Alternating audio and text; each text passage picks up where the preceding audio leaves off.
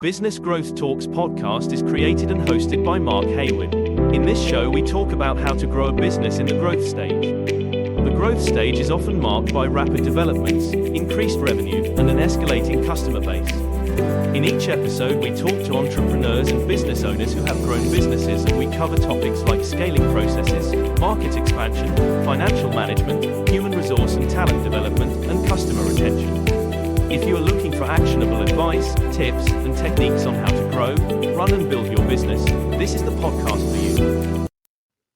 Welcome to another exciting episode of Business Growth Talks, the podcast where we deep dive into strategies, insights, and experiences that fuel business success. I'm your host, Mark Hayward, and today we have a phenomenal guest who is redefining the world of sales. Joining us today is Ben Brown, a seasoned sales coach, author, and speaker for over 20 years' experience in selling everything from stocks to cars to medical devices. Ben is the owner of 360 Sales Consulting, a leading consultancy dedicated to helping businesses streamline their processes and achieve top-level tier success. In his acclaimed book, Master of Art of Closing the Sale, Ben reveals a 10-step sales process focusing on identifying and solving customer pain points, building rapport, and confidently closing deals. His mission is to help salespeople and business owners achieve financial freedom through enhanced sales. So today we have Ben Brown to the show. Thank you very much, Ben. How are you today? Good morning to you from across the pond. How's everything? Everything is really good, thank you. Thank you so much for joining me today. So we're going to deep dive into your business, the strategies you've done to be able to grow your business, and equally a little bit understanding how your business is structured and what you do there. So super excited to speak to you today. As always on my show, the first question I ask is, what does a business mindset mean to you? One of the things we want to do for your audience today is give them some golden nuggets that they can take away and implement right away in their business that changes their life and also their income and hopefully their family and their legacy. But business mindset mainly is people being able to endure, encourage, and learn because business is always changing, especially today. If you take a term like AI into account, the changes that are being made every day as far as what is implemented and how you implement it. These are all tools that we have. How do you utilize those tools? You imagine people freaking out about AI and things of that nature. You imagine when the first business person got their laptop, like, what is this going to do for my business? That changed and evolved everything. So all of these are just different tools and how you manage them to utilize the same process that's been going on since before the Roman times, the process of business, which is working with customers, products, and services. And I say every entrepreneur, business people, what we are is problem solvers, all in the end. Very comprehensive answer. Thank you. The one thing I wanted to pick up on, yes, agility, changing, pivoting, adapting to your surroundings, but a word that you might not even realize you used was endure. So it's a struggle at times, isn't it? Being an entrepreneur, being a business owner. It can be. I said one person the other day because it's actually being a term young people would actually side gigs. Like, Yes. what is that to you? What does that mean when people say that? I'm like, there's no such thing as a side gig. Either you're in or you're out. You have a side job. You don't have a side gig. And so the main thing is for people to understand, I said, do you really want to be an entrepreneur? Do you really want to go 80, 90 days without getting paid and working 60, 70 hours a week? Can you really do that? And most people don't understand, as most things, the brilliant side that's shown on actually social media, but they don't understand the backside that 90% of companies, I think, don't make it past 5 years. I love the quote of, I was an overnight success. It just took me 10 years. I talked to a gentleman yesterday that is actually in Tampa. Brilliant gentleman. He was a director of, I forgot his term, but he worked hand in hand with the NBA for 14 years. Okay. And Yeah. he transcended. I met him yesterday. And he's had his business where he worked with former players to develop their mindset for business to carry on their legacy. And he's had it for 10 years. and nobody hardly even knows he exists in the town that he lives in. And he struggles to do that. And so we talked about how to get him more visibility because people don't understand what that possibly means in their business. And then also coming from my sales background, how do you sell that? So these players have brands, but how do you sell the brand? Because everything in business goes down to sales. That's why I'm the cog in the wheel most of the time for everybody when they reach out to me. Great, you have a great exposure, you have a great structure. How do you sell it? How do you make it move? How do you make people buy? How do you make people invest? And these are the key things that I bring to the table when I talk about 360 sales, because Mark Cuban, as the owner of the Dallas Mavericks, who got beat last night by my Celtics, said the first thing you have to learn when you start a business is learn how to sell. So I talk a lot of analogies, and I can bring a couple in so people can understand what sales really is, because most people don't know what it means. Genuinely believe that sales is the cornerstone of a business, because if you're not selling, you've not got revenue, you've not got any profitability. And I think that's and what I've experienced with people over the years are most founders have an element of that they've gone out and sold, and they've been the first salesperson within the team, which is absolutely right and absolutely true. But it's interesting, the introverted ones that aren't naturally salesmen, even of their own product or service, they have to quickly identify that and get a salesperson in that is good at selling and being able to do that. What's your, because I know you work with people as a consultancy basis, but just that specific example of an introvert who doesn't like selling, how do you help an entrepreneur like that? One of the things I cover when I talk to people is, and I ask a real quick question, and I want a simple answer when I ask you this, because it starts the pyramid going down for you. What is the purpose of a sale? To earn revenue. Simple as that. And see, that's why my philosophy is sales is simple, but it's not easy. So most people think it has to do with money, exchanging hands, but we're born to sell. We're born to sell. When you were a child, when you asked for milk or wanted to get picked up, that's a close. We live in Western civilization where people tell you it's rude to ask too many times when you're a child. So you're actually trained out of selling. So when you go to third world countries and markets where there's no prices and 6-year-old children selling fixed fishing rods on the street, we're all born to sell. So to go back to your point, you have personality, introvert. Which is better at selling? Personality people are very confident and sometimes doesn't stay to the strict rules of the sales process. So I said, people, if you have a good sales process, it will set you free. The introvert, in the other hand, will kick the butt of the personality person because they would adhere to the rules. They're scared to not do things properly, and they will stick further closely to the process on an even keel basis. And eventually the rabbit and the turtle, the introvert, will beat, because this person will use his personality instead of the process. And when he starts taking things out of that process, which we all do as humans, if you don't come back to and go back to the rules, and then you will blame it on everyone else. Salespeople are good at blaming everybody else except for themselves on the sale. And that's where the problem starts to lie. We're all human. So that's where the sales coach come in to go in and figure out what the problem is, what you stop doing or what you're not doing, so you can get back to selling. We'll be back after a quick break. You love listening to podcasts, but have you ever thought about starting your own podcast? Maybe you want to build a brand, grow your business, or are looking for an excuse to talk about your favorite hobby. Whatever your reason for making a podcast, Buzzsprout is the place to start.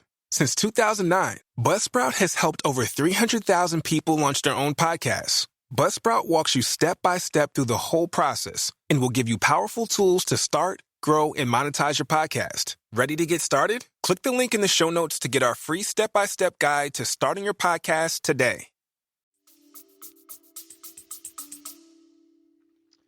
Thank you. We will talk a lot more about sales. I just got one question before we go into your business and who you serve. Tell me one thing about your upbringing which reflects on who you are today. I grew up in a small town, graduating class of about 77 people in a small town in South Carolina.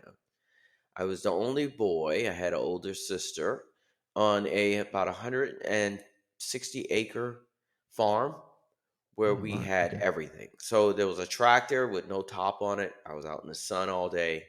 We had chickens, guineas, pigs, hogs, cows, turkeys, hunting dogs. And so we had to service those every day. I had about a 2-acre yard that needed to be cut. One of the things I tell people, we had a riding lawnmower and a push mower. The push mower was the edge.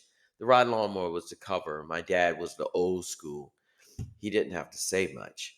So he'll sit at the table and I go, my name was Boy until I was 18. Boy, do you go out there and cut the yard? And I'm like, but Daddy, the riding lawnmower is broke. All he had to do was look at me. So there I am pushing the yard now. So the work ethic was instilled, which it helps in entrepreneurship. I have a godson who's 26. I'm bringing him along for the ride, teaching him the way. But the main thing, he works 2 jobs, 3 jobs now. You have to have the work ethic first Yeah. and instill that. Everybody wants to come out of college and make money. You need to work for somebody first to appreciate what it is to work for yourself. Most of these kids that are YouTube friendly have these brands. They come out of the box running, making money right away. Eventually, it will happen that it 18, 19 years old, you have $100,000 car, you have a full house. You haven't really earned it over time. You're just very popular, which is nothing wrong with it. But earning something is where you appreciate it more. Because when they turn 25, what is there left? You've traveled the world. You have done everything. There's nothing else for you to conquer. You've made the money that most people will never do in their life. Just like childhood stars. It's an empty on the end because the people that you have grown up with and work with are with you because you're popular, not because of you. And you'll finally start to realize they start pulling away. Business partners are the same thing. You work with people you realize you shouldn't have worked with, so on and so forth. So it's an ongoing learning process in entrepreneurs as well. So the enthusiasm of meeting new people, seeing if you can put something together, put a deal together, work on things like that. It's very interesting on a regular basis. I don't know what's going to happen every day. Right, wonderful.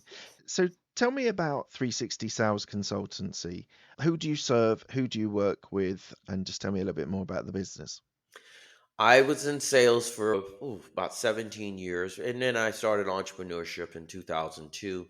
I thought to myself, what I want to do the rest of my life was teach because I'm part of 74 first cousins, and most of them are teachers or preachers, so it's in the blood. And after 6 months of knocking my brain against the wall, I decided to teach what I know, and that was sales. And so I started a project plan of taking a couple of people, testing the model of what I pull from 20 years of experience into a process and started testing it and finding out it was very effective. So one thing I found out is that I not only can sell, which I'm not never the best salesman, and there's no such thing, but the difference is that I can teach it, which is Right. exciting. So a lot of people can do, but they can't teach. And so, starting with that, working with companies locally and been doing it ever since, is the medium size to the entrepreneur, working with them to teach them a sales process that can be repeatable and implemented into a company no matter what your product or service is, because it's about the process, not the product.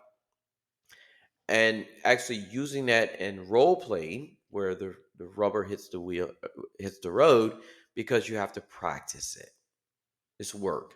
It's a skill. So it just doesn't happen by just reading a book or watching a video. You have to practice it, understand it. So most people have been doing it wrong for many a years. So my door starts to ring, my email starts to ring when people realize the fear. The business is in trouble. We need more revenue. We're losing revenue.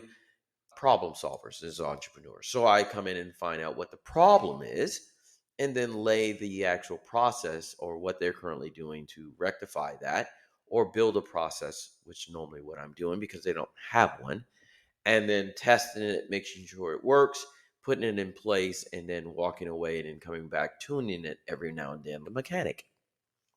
So how do you deal with that problem solving? So you win a new client and you're understanding that the sales process is not working maybe as effectively or as well as they would hope.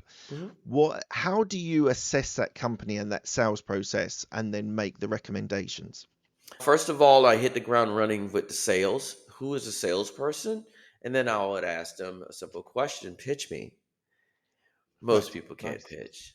Right on this. So, what's the problem? Why can't you do that? You're a salesperson. Then I go back to the sales process.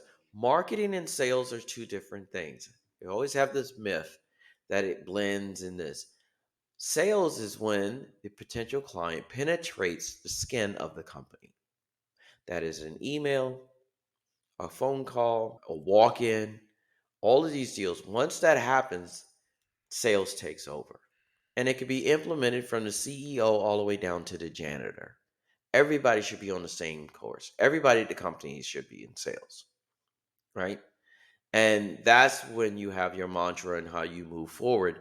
And then once that process, what do you say? What is the steps that you do? And you make sure, because at any given time in the sales process, I work with companies and I learned this. I was in a room of 125 salespeople. We were on the phone from 9 to 6, no computers, just a black phone, doing 160 to about 120, 160 dials a day, just fax machines. Hated it when we got computers. It slowed us down. And so at any given time, I can come over to you and just say, hey, what step are you on? 4. Give me the phone. So anyway, and just take over the conversation, Mm. right? Because that's how driven we were on the process. Tell me what step you're on. And back then we had 12. And you could say step 6. Okay. I can go right into that phone conversation, right in the middle of the customer, and just sit down and take over the conversation and just keep moving. And then he can come back in and take over if he wanted. That's smooth. That's consistent. And we had people that would come in and out that room. And I think working 4 years there, we probably seen probably maybe around 3,000 people that couldn't cut the mustard. They came in every 2 weeks. We would bring people in to see. And most of those people have been in sales for a number of years. And we said to them, listen, in order for this to work, you have to do this process. I used to sell boats and real estate. If it worked, you wouldn't be here. So calm that down, your ego. This is the way we do things here. And if you can't do that, you're going to be out the door. And most of the time, 2 weeks later, I used to love my manager. I tell people I love firing people. It's one of the best things you can ever do, because what you're doing, you're letting them free to do something Mm. because they're not successful by keeping you. I would be wasting your talent and your time because it's just not for you here. And I Mm. always used to love that with my manager because he fired a ton of people. I love firing people. I'm like, listen, the first thing I start off, it's not for everyone. Mm. Yeah, but entrepreneurship's not for everyone as well. What do you think No. you would? Do you think you would always entrepreneurial? I grew up, a lot of people always reflect upon their family on the farm. We sold peanuts. My mom started her catering business, which she was generating between 50 to $100,000 a year out of a kitchen, doing everything from cakes to weddings to she grew it. And all she used in her database was a freaking calendar. No Right. business cards, no website, no social media, none of that. And people would just call and she would just take orders. And it was the referral base. And at Right. Christmas time, our living room would just be full of peanut brittle and cakes. I would always come home. She would do 3-day events at churches where she would feed like 75 people 7 meals. It was just incredible. Wow. So one of the entrepreneur things when I started doing before became an entrepreneur, she used to make what's called peanut brittle. Mm. And every mom was the best cook, but she was the best cook in the county. She was part Right. of 15 children. She started cooking when she was younger. She was the cook for her family when she was yay big, and she took cooking classes. So she was, people still to today, the first thing they say about my mom is, and she would make peanut brittle, these little things like people who know Yep. peanut brittle. And she would Yep. sell them for $2 a pie. And she would Right. break them up, put them in bags. And a gentleman would come down every year from New York and he would order 300 sheets. Wow. So you imagine that at $600, she was sitting there, Mm. and peanut brittle can only be made at a certain temperature with a certain humidity in the air. Mom Okay. knew it, right? You can only make it if it's too hot, too cold, because when you pour it. Yeah. Yeah. And I go to her and I said, because she's getting older, I'm like, nobody makes them like you. It's time for you to raise your prices. And she was like, oh, I would never. And I was trying to teach my mom how to be an entrepreneur. And it took me 6 months, almost a year of just telling her, nobody can do this. He's probably taking them up there for $2 a pie to New York. He's probably selling them for probably $11, $12 a piece. Mm. Mm. I'm like, you need to raise your prices. So Absolutely. a year later, she comes back to me after Christmas, after the big holiday in February. She says, oh, by the way, I did raise my prices. I went from $2 to $6. And I go, so what kind of feedback did you get from that? She said, I haven't heard a word, child. Nobody has said a word. I said, so you imagine you tripled your profits just by changing your mind that your value was higher, which I have to do sometime with clients. Your value is high. Most people don't know their value. And so knowing that is an important thing as an entrepreneur, because most times you're underpriced if you already have the authority. We'll be back after a quick break.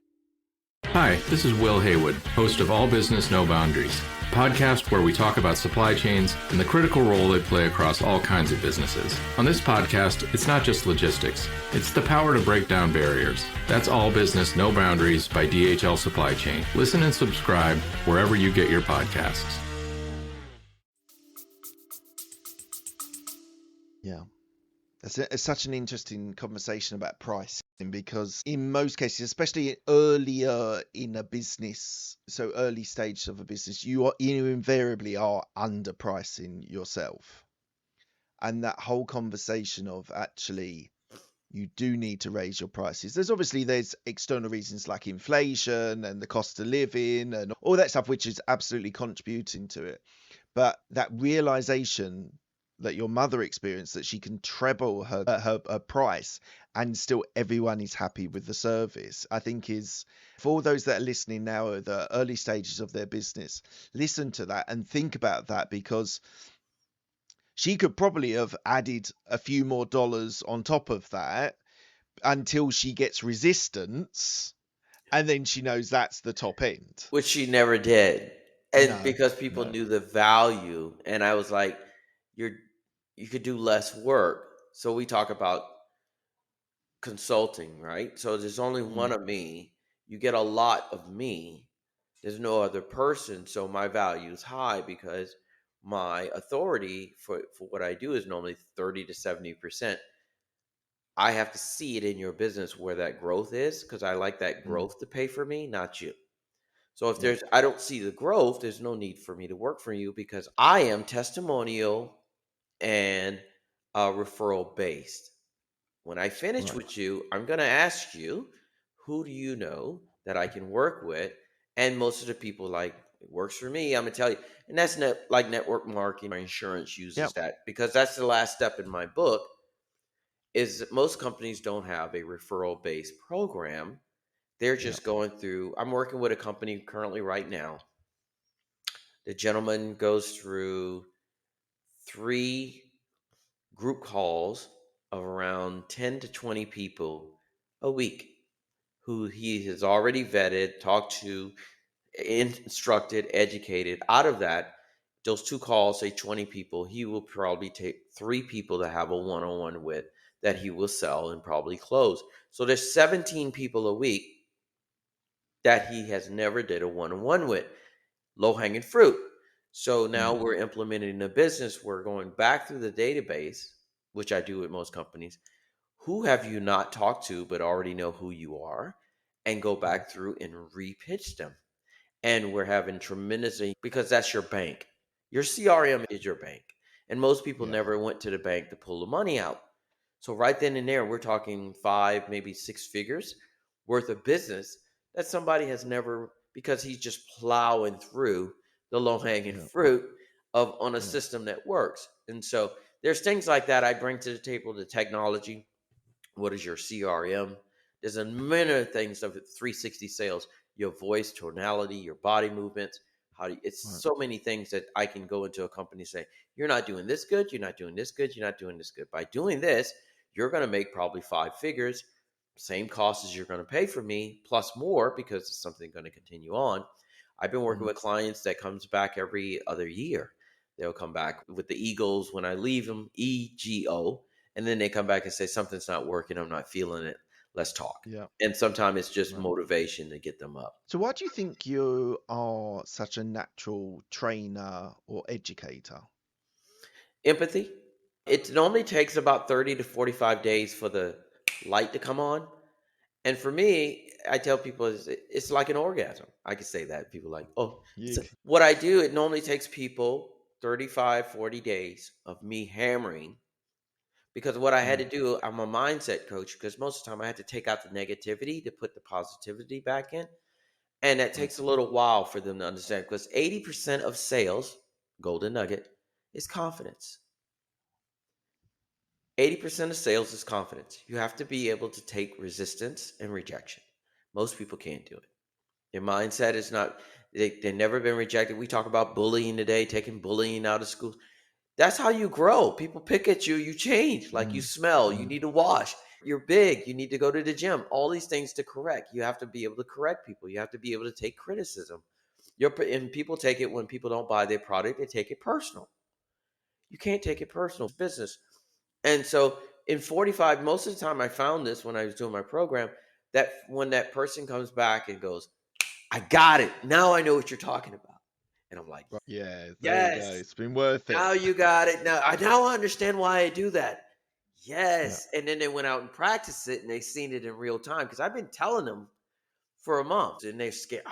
I could never ask that question. Do this. We role play. Yeah. They're like, I asked it and it worked. And I got it. And they're like, I can't believe it. It's yes. It's like karate when they tell you to break the board and you practice all the time and they sit up there and you're like, this is going to hurt. No, if you push through and you're like, and you go boom and the board snaps and you're like, whoa, you're like, yeah. No, let's go get a brick wall. No. You talked about resilience. I think why a lot of entrepreneurs start in sales is because of that idea of resilience, of keep on going when the phone gets put down on you or the no comes, being able to then pick up the phone and do it all over again. How do you instill that kind of resilience into people that don't have that naturally or have not experienced that? You're going to love this. People are normally running away from something, right? Or running to something. That's how we built as people. One of the simple things I do is that once we got the process down, you practice it, right? So you got this tool that you're going to use on a regular basis. You honed it, you worked on it, the steps. So now I have to motivate you to do it. And then the resistance is going to come. So most entrepreneurs or managers will have a quota. You need to sell this much, right? So in your head, you're like, oh, I need 2 deals today. I need 2 deals today. I can reverse engineer it. I tell the people, I want 98 no's, but I want a perfect process no matter what. Make sure your process is right, but I want 98 no's, and I want you to start writing this down. Write this down. Every one you do a tick mark. And I want to do it, and I want to listen to you, and I want to go through it. So the mindset has changed. I'm not worried about the sale. I'm worried about my performance, because sales is like a performance. Right. At the end of the day, normally if they do it right, they got 10 sales. Right. They wasn't worried about the 2. Yeah. They were worried about the 98 no's of I want to know. I want a N-O. I want a N-O. I don't want a yes. And so just sometime just by doing that little step, people are like, I got 10 sales. I'm like, yeah, isn't that great? Isn't that cool? You could do it. So it's just a mindset, because sales is a beautiful thing when it's done right. It's an art, Mm, right? mm, It should be enjoyed, because in the end, I'm going to ask for what? A referral. So if I do a beautiful process with you and you're like, oh, that was nice, and some people will compliment you, that was very nice. They went along for the ride, and especially people in sales, the first thing they're going to do, how long you been doing this? This is the questions that come. How long you been working there? Have you had offers? Can you come do this for me? It's like when you start getting compliments on your mm, performance, mm. that's when you know you're like hitting that nice spot. And it doesn't stay.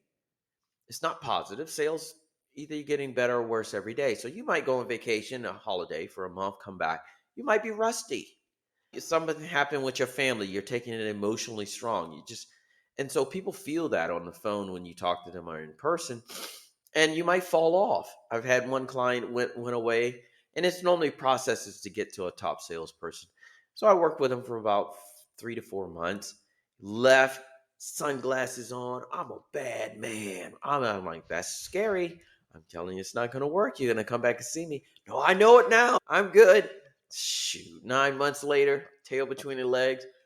I don't understand what's going on. I'm like, yeah, you got too much of an ego. So being Mm, successful mm. in sales sometimes can be a negative. Yeah. Yeah. How do you tailor your training to your specific client needs?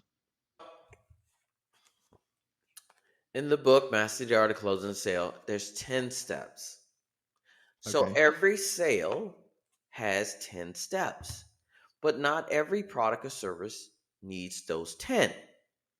Let me say that again. Every sale has 10 steps, but not every product or service needs those 10 steps. Okay. So, for example, there's 10 steps in the book, but if I'm in the gym business, it's 5 steps. Need, use, affordability, spouse, guest pass. But there's 10 steps in it. Right. So when I work with you, I'm like, learn the 10 steps. Then we pull exactly what your product or service needs for those 10 steps to customize your process that you're going to use on a regular basis. So Right. this is like an adjustable wrench and I don't care what product, because most people come to say, I don't know if you can help us because we do this. And I go, I don't give a damn first of all, I don't care what you sell. I don't care what product or service, because it's not about the product or service, it's about the process. So if you like or love, well, that's another thing that I use. You have to like or love the product. Mm, If you don't like it, love it, leave it. It's yeah. not going to get you through the hard times. People are going to feel it, that you don't have as much enthusiasm about it. They're not going to buy it. You're going to have a rough time dragging this thing uphill. If you like or love the product that you represent, it shows in your voice, your tonality, your copy, and everything else. So that really matters, and I can feel that. So if you don't like or love it, I don't work with you. It's going to be hard. And it needs to be enjoyable once you understand the skill of sales. And so, yeah, I customize the process based upon the product or service that they have, based on the 10 steps. So it keeps it simple. Mm, Sales is simple, but it's not what? Easy. easy. Mhm. Yeah. I would 100% agree with that. So who is your ideal client? What sort of clients do you work with, and either they're rewarding or profitable? Who is your ideal client? A small business with 10 or less employees. In the sales aspect of it, I work with teams, and it's like a group type deal. It's a beautiful thing to work with Right. individuals that can play off each other and they can role play. Entrepreneurs are a whole nother deal, because most people come from corporate and they start their own business and had the convenience of working with a company that had a sales department. Now they have a PhD or a master's degree and they have this business, but they don't know how to sell. Mm, mm. Yeah, I can They're believe that. smart, they're I know a lot of educated, them. but they don't Yeah, know how to sell. yeah, I don't know I would why this is 100%. not working. I'm like, really? Pitch me. We have started it. I'm like, No, it's absolutely right. Entrepreneurs sometimes not the best. The good thing about with an entrepreneur, I would imagine working with them on sales, is they do love their product. It's Yeah. their product or service, so they do love it. Yeah. But they just don't naturally come to the world of sales, and it's very much a hard skill if you've not been grown up with it, or it's been part of your ethos. It can be a very tricky thing to be able to teach people, I would imagine, especially people who've worked in corporate. I worked in corporate for 14 years, thought I knew it all, and then started my own businesses, and I was like, okay, this is different. And I used to sell. I talked with a lady yesterday. She is an attorney and a business coach. Right. She had her own company. She was doing that for years, and she decided to sold the company, and now I'm just going to go out and consult. Like, oh, this should be easy. And I could just tell in her voice. And I said, how long you been doing this? 3 years. I said, how much money have you lost? And she's, okay, but I just don't understand it. And I'm doing these workshops. I'm like, no, first of all, you focus on one thing. And I want to do group calls. I'm like, you don't do group calls until you fill up a whole itinerary of one-on-ones, and then you go to group coach. So you're trying to do too many things at one time. And she's an attorney, which means they're stubborn. The 4 hardest people to sell: master's degrees, PhDs, doctors, and lawyers. Man, that's and car salesmen. 5 hardest people to close for many reasons. Say, for example, the PhD knows everything. You don't have to tell me. I went to school. I spent $100,000. I'm like, so you have to break their ego down right off the bat. Like, you're not that special. And I'm a PhD and own my own business. Like, good for you. Can you sell? They can't. So just having her to understand the frustration in that. And I'm like, you have the product. You just can't sell it. And you've been trying like the shiny objects that we always buy as entrepreneurs. Oh, this new app. Every month I'm learning some type of new website. The best one in the last 5 years that I love is how we get together now is the calendar invites. You want to talk to me? I have what I have called Meet with Benjamin. I bought the URL, meetwithbenjamin.com. So yesterday I'm talking to a bunch of people and I just give them that. You want to get with me? Very simple. They go there, they schedule the time they want to talk to me. And I have 15-minute, 30-minute coaching session. So it's easy because everybody's so busy now. So that technology works well for a lot of people, automation, things of that nature. But yeah, going back to the deals, these professionals, when they leave the corporate world, they leave all of that comfort behind. They don't even know it's comfort until they try to do it themselves.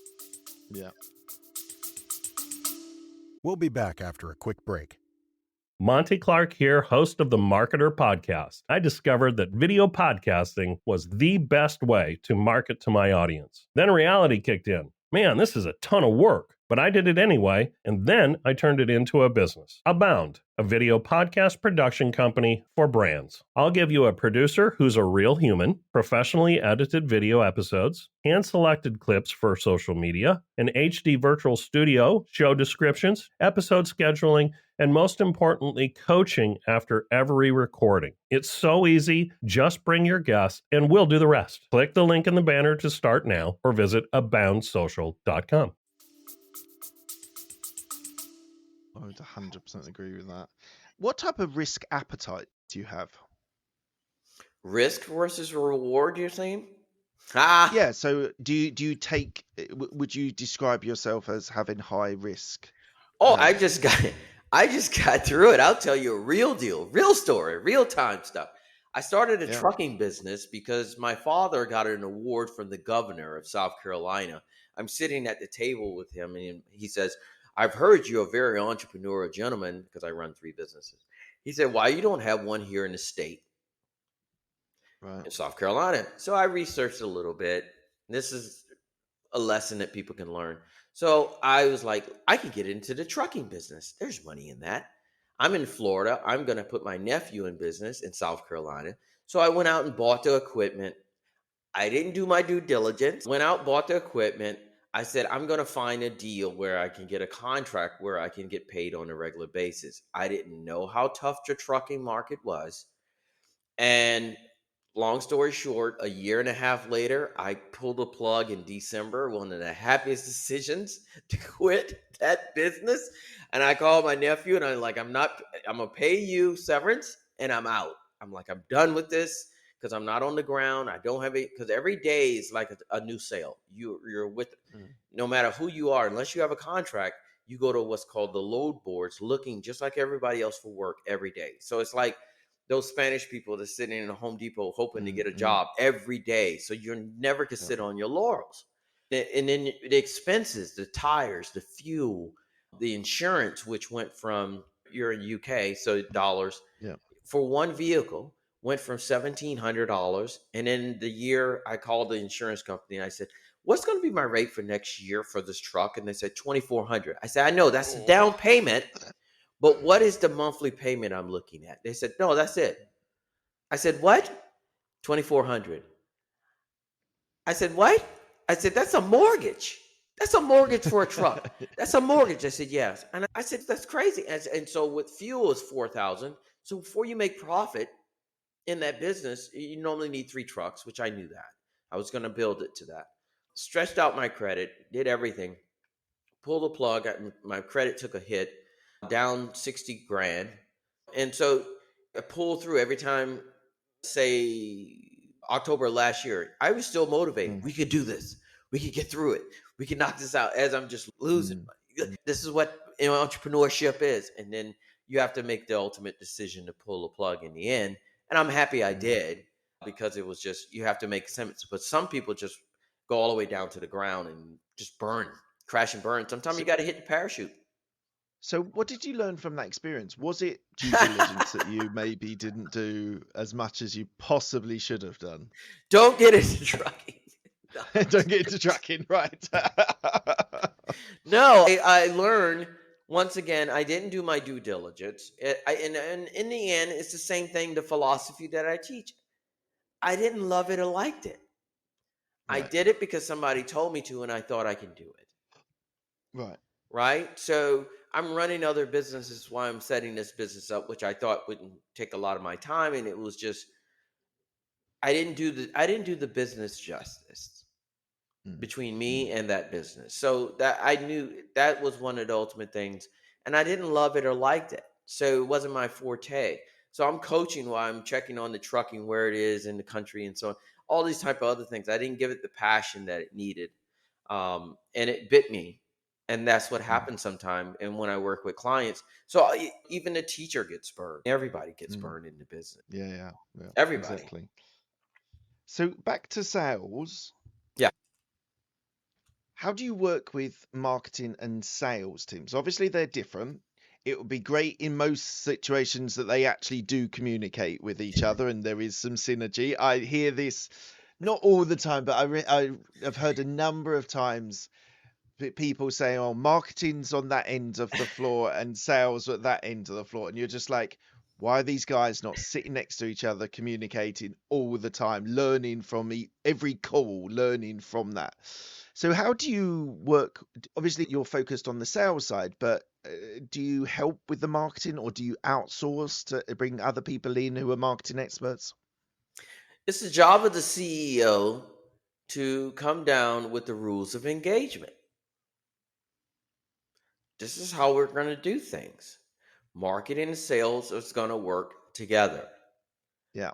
Right? Because sales can give feedback to marketing. Yeah. And so marketing is what we call theory. We think this is going to work. We're going to spend money on this. And as marketing, people spend millions, trillions of dollars goes towards marketing. And it doesn't have to pay back. How many marketing companies you hired, spent tens of thousands of dollars, and got no results? And you can't go back and sue them. It's just, that's marketing. They said if it didn't work out, but sales is different. Sales is measurable.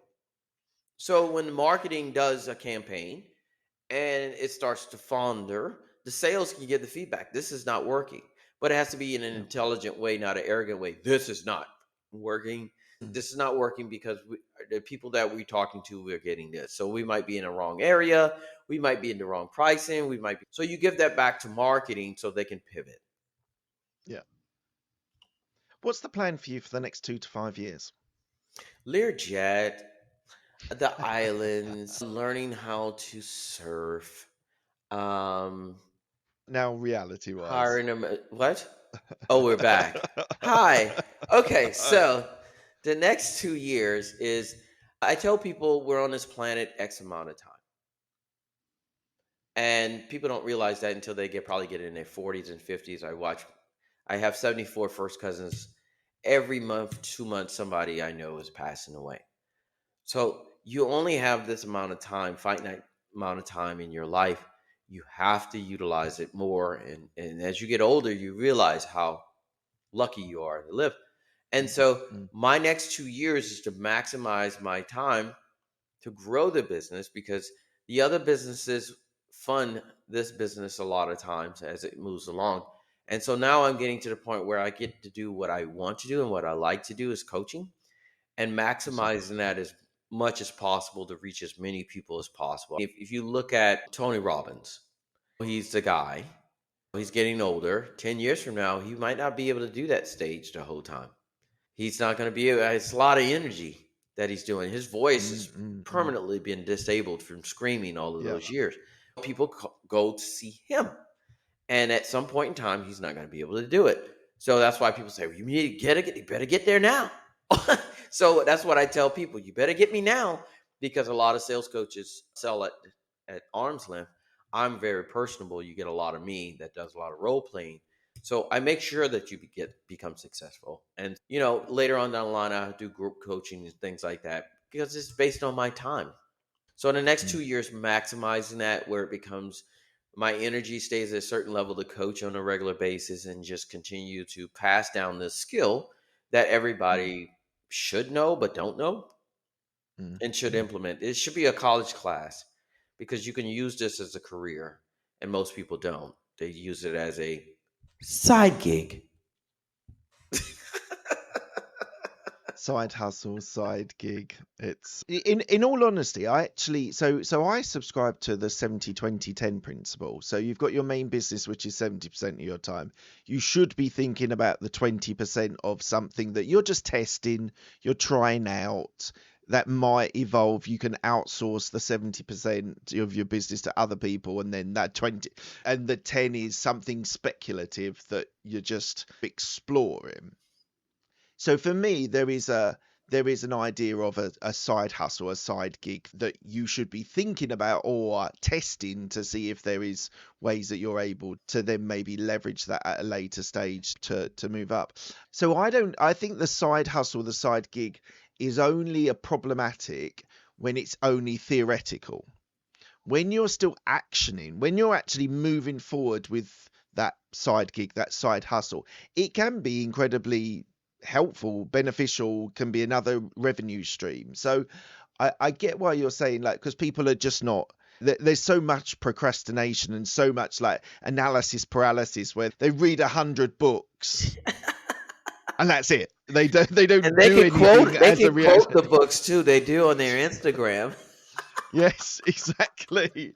It's still not doing. So one of my biggest frustrations is that people who I do a little bit of real estate, and the number of people that are like experts, like putting inverted commas, experts in property. How many properties do you own? I don't own any properties. You're like, how can you be an expert telling me what to do? I own properties. You're now telling me what to do, and you only own the property you live in. Because on page 68 of this book, it states.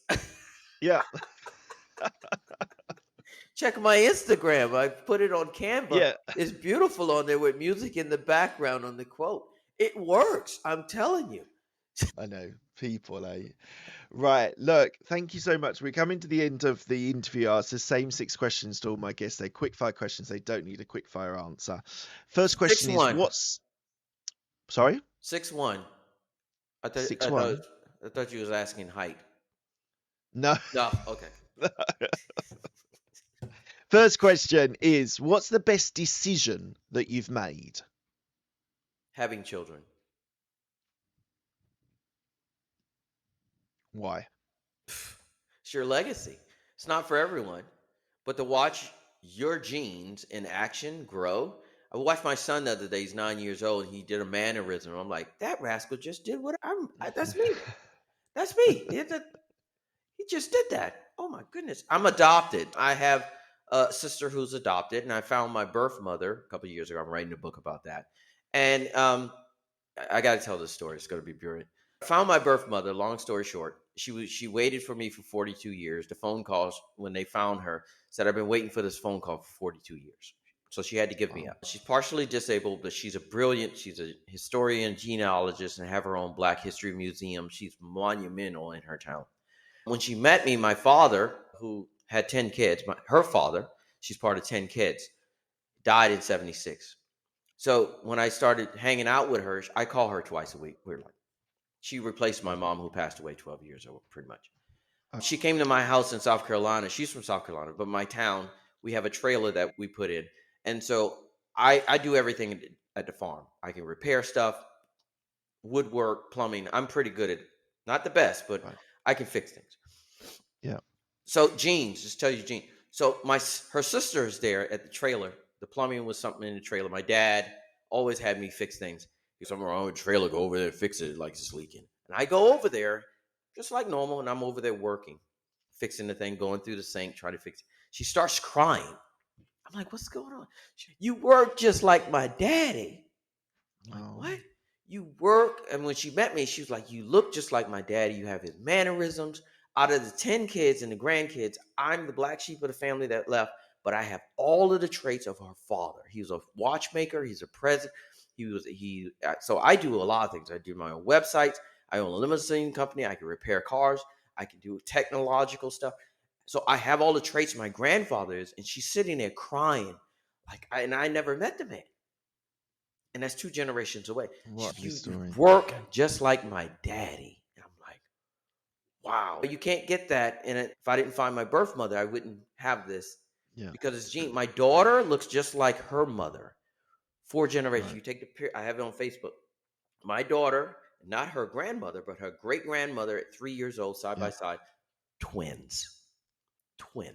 So having kids, which most people are like, oh, I don't have time, it pays off in the end. Sometimes they're headache in there, but it's your genes that you're passed down. It's like a book. Yeah. This never goes away. My children never go away. Yeah. Yeah. Next question. What's the best piece of advice you've been given? Don't give up. People quit too quick. They just quit. Yeah. Football, athletics, sports, everything. That's my daughter pinging me. She's in Virginia. I can hear her. Okay. Daddy. She's 12. So entrepreneurship. It's about failure. My ex-wife was at the accountant. She goes, when is this website going to be done? The accountant looked at her and said, it's never done. I love it. Yes. It's a journey. It's never over. Yeah. She's like, when is this all going to end? All this crazy stress. And no, this is entrepreneurship. This is how you're in it. It's one of the reasons divorce, like, this is crazy. Yeah, it's crazy. Yeah. Next question. Who's the person that's helped you most in your career? Ooh, I have to go based on my mentors. And I tell people, find a mentor. That is the most productive thing that you can ever do, is put down your ego and ask for help. The reason people reach out to me, they're, okay, pitch me. I need help. It's the most biggest thing you could do in your business, say I need help. And so finding mentors that will work with you on the long term, not only can calm down your mind, your mindset, but also hold you accountable for your actions, which is very much key in entrepreneurship. Did you do what you say you're going to do? Tell me about a regret that you have. Man, we don't have that kind of time. Take that out of your 6. That's a whole podcast right there on each one of them. Man, my goodness gracious. As far as what? Entrepreneurship? Whatever you like. My goodness. I regret I started the trucking company. I regret I didn't get into marketing. I regret I didn't go back to LinkedIn when I should. I regret that I thought Instagram would get me more customers. I regret doing Facebook ads 2 years ago, dropping $15,000 on something that didn't work. It's just a road laid down. Entrepreneurs, when they look back, it's just a shambles of just like the road to Iraq when I was in Iraq, and they had that road of all of the vehicles that were destroyed. That's an entrepreneur looking back at his entrepreneur. I love it. Absolutely love it. Because it is testing. Entrepreneurship, you're always testing a new product, a new service, a new idea. And as you say, there can be and I love your honesty, because a lot of people on my show say, "Oh, I have no regrets," and I just think, come on, like, everyone has a regret or two, and I love your answer. I absolutely love your answer, and I think you're absolutely right. It is something that we have to embrace, that you're going to make mistakes, but as long as you keep moving forward, even if it's just one step at a time, keep moving forward, and you're bound to get there. It's the best way analogy is getting somebody who has a full body tattoos, and then you're asking them about each one of them. This happened when I downloaded this app, and this one right here, and then this one over here is I had a LinkedIn marketing agency, and then down here is wrong accountant. Then the IRS hit me. What are you most proud of? I don't think I'm there yet. Okay. I think it's a work in progress. I think I still have a ways to go. I don't sit on my laurels and pat my back and all that kind of stuff. I learned that's not very making my dad proud. He's 95 years old, still around. He's still, my son's an entrepreneur. That type of deal. Let people give you the accolades. Don't give it to yourself. Why do you do what you do? Because I love it. Like it or love it. And you love it. I can tell you absolutely love what you do, which is so lovely, so refreshing. I'm not saying other people on my show don't love what they do, but I just love your outlook, your mindset. It's a lot of people you think you're gonna, and I talk to my son, my godson, I have people at different ages. It takes some time for you to figure out why you're here. Michael Jordan was the best because he didn't start till the 11th grade, but he figured out Tiger Woods was groomed into that. Yeah. He didn't and have Serena a choice. Williams and Serena Williams and people like that are all the same. They've been groomed into it. Yeah. And so we don't have that benefit. Our parents normally don't have the money to tour around for baseball around the world and in these special different type of deals. You have to figure it out, and you have to do this and do that and do this and do that. That's part of what's called life. It is. And what does legacy mean to you? I'm still working on that, because once you understand, for a lot of people, some people get it early in their 20s and 30s, sometimes 40s, not to 50s, but realizes that life is fleeting. And then you start stop worrying about what happened in the past and start worrying about what people are going to remember for you in the future. Most people say, I won't get that until I get X amount of dollars. And most people, it's sad when you hear about somebody who worked for a company for 40 years, retired, and 6 months later passed away. My dad retired 30 years ago. He's 95. He's hanging in there. He's been through COVID. Yeah. And I went home last time, took the kids home, and for your grandfather who's walking around with a walker so they can remember their family. And I told him, I said, I'm proud of you. You don't have to worry about anything. I'm at the resolve. You made it to 95 years old. You've enjoyed your retirement. You've had another love in your life besides my mother. You had enjoyed the farm. If something were to happen to you today, I am at resolve and happy that you're doing that type of deal. So to get to that age alone, which most people don't, his legacy is there. And so the same thing I wish for myself. And lastly, where can people find you if they want to find out more about you or your business?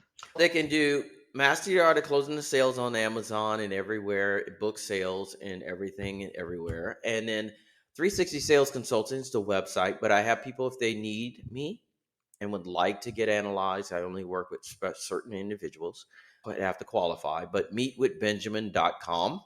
And you can schedule a call for an assessment to figure out what's going on with your business and sales, and we see if we can work together, because we have to work together based on that. And so meetwithbenjamin.com is the easiest way to do that. So Mark, what was the biggest thing that you learned in our conversation today about sales?